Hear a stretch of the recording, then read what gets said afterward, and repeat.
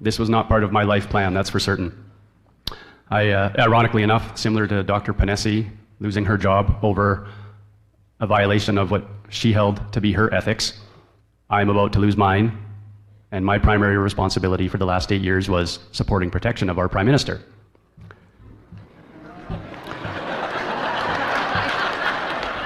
The irony is not lost on me, and probably not lost on him either.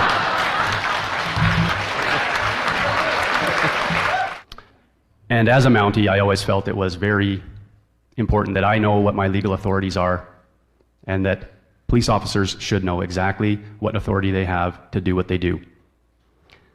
So I've spent a fair amount of time researching the different legislation surrounding what we're currently dealing with, have subsections that detail how both are subject to the Canadian Charter of Rights and Freedoms. And I would like to just read the paragraph 3 of the Emergencies Act to you. Whereas the Governor and Council, in taking such special temporary measures, would be subject to the Canadian Charter of Rights and Freedoms and the Canadian Bill of Rights, and must have regard to the International Covenant on Civil and Political Rights, particularly with respect to those fundamental rights that are not to be limited or abridged, even in a national emergency.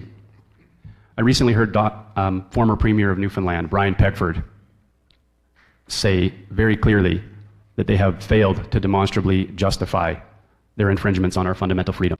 There's many, but I'll hit on the key ones that I think are germane to the current situation. Our mobility rights, where every citizen has the right to enter, remain in, and leave Canada. Our legal rights, everyone has the right to life, liberty, and security of person, and the right not to be deprived thereof, except in accordance with the principles of fundamental justice. Section 8, everyone has the right to be secure against unreasonable search or seizure. That's a big one in the police world. And when I read that, I can't help but think of people who are not even law enforcement demanding your private medical information at the door of a hockey rink. What legal authority do they have to demand that information from you?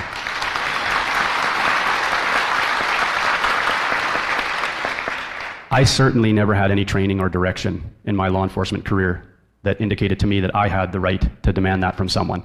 In fact, if I wanted to get medical information from a victim of a crime, I had to obtain written consent to deliver to the hospital. Or I had to obtain it by a warrant for a suspect who was potentially involved in a serious violent crime. And the criteria to obtain a DNA warrant, which I have done in my career, is extremely high, the criteria. Everyone has the right not to be arbitrarily detained or imprisoned. So when I read about the secure isolation facility in North Battleford, Saskatchewan, that was very concerning to me. Detailed about how it is meant for people who willfully do not abide by their quarantine when they are deemed contagious. But very little detail as to every individual is equal before and under the law. Excuse me.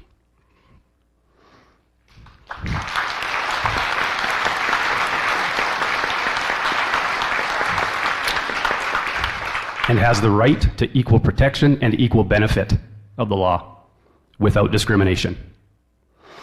And finally, the most important in my mind is Section 52, where it clearly states that the Constitution, I can't look at you, Piper, is the supreme law of Canada. So I'd like to read my oath of office that I took 15 years ago.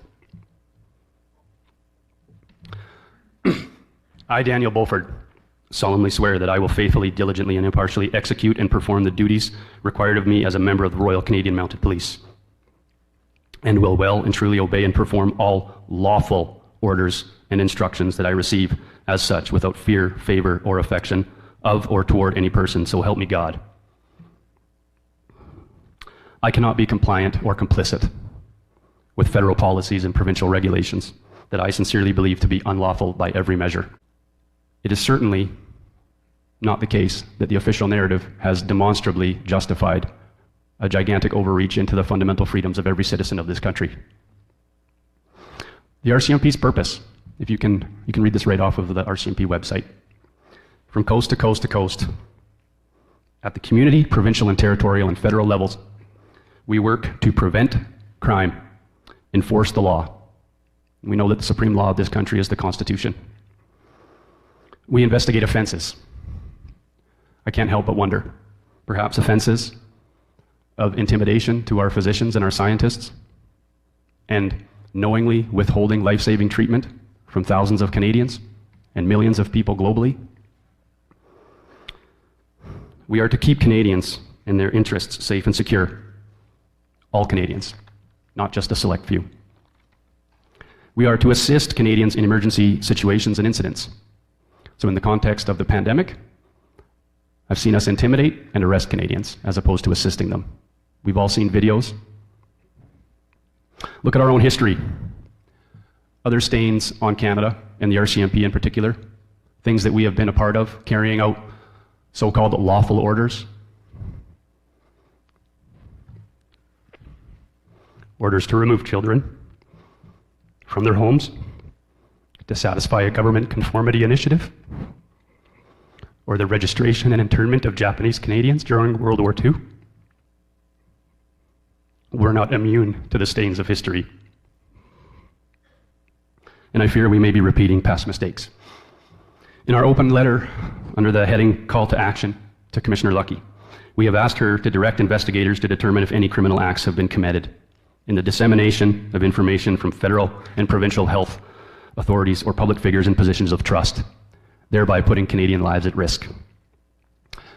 To expand on that, I'd like to talk to you about some key points that I recently reviewed from Commissioner Lucky's mandate letter that she received from Minister Goodale. Paragraph 1. The RCMP is responsible to keep Canadians safe and safeguard Canadians' rights and freedoms in an open, inclusive, and democratic society. And it's quoted, "I want to be clear. The Government of Canada recognizes and respects police independence of the RCMP in exercise of police powers in criminal investigations." In paragraph 10, at their best, the RCMP embodies what Canada and Canadians aspire to be: upstanding, loyal, and committed to the pursuit of justice. How can we pursue justice without fully understanding both sides of this argument, with a complete censorship and suppression of one side of this argument? On loyalty, I would say this: we must not confuse dissent with disloyalty. We must remember always that accusation is not proof, and that conviction depends upon evidence and due process of law. We will not walk in fear one of another. We will not be driven by fear into an age of unreason. If we dig deep in our history and doctrine and remember that we are not descended from fearful people, not from people who feared to write, speak, associate, and defend causes that were for the moment unpopular. That's Edward R. Murrow. I feel that we have detracted so far from the values and culture that form the core identity of what it means to be a Canadian. That belief in ourselves that we are a humble, welcoming, fair, and compassionate people. When I reflect on these past months, I even recognize that same failure in myself. We are divided, with both sides angry and fearful of each other, and how much worse this will get. Our language has been used to divide Canada into an us versus them mindset, the responsible versus the irresponsible, the anti-vaxxers versus the sheep. We cannot continue to allow this decline toward a further divided, increasingly authoritarian state. We need to communicate honestly and courageously to make our perspective heard so that others may be given the opportunity to understand. If others have not sought out both sides of the argument, it's no wonder they think and believe what they do. It is time to be strong in mind and body and in character. It will require sacrifice and preparation. The sacrifice will be of the comfort and the security that can be found in remaining silent. It's difficult to have discussions with people who disagree on such a contentious issue, but that's a good place to start. Courage takes practice. If you're actively exercising peaceful noncompliance, go with a group if possible. There is strength in numbers. It will be hard and awkward and very uncomfortable at times.